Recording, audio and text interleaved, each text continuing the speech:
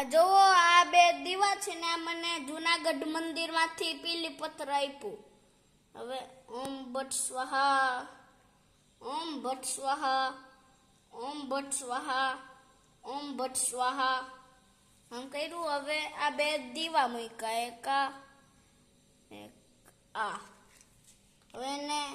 હવે એને છે ને આમ સળગાવવાનું.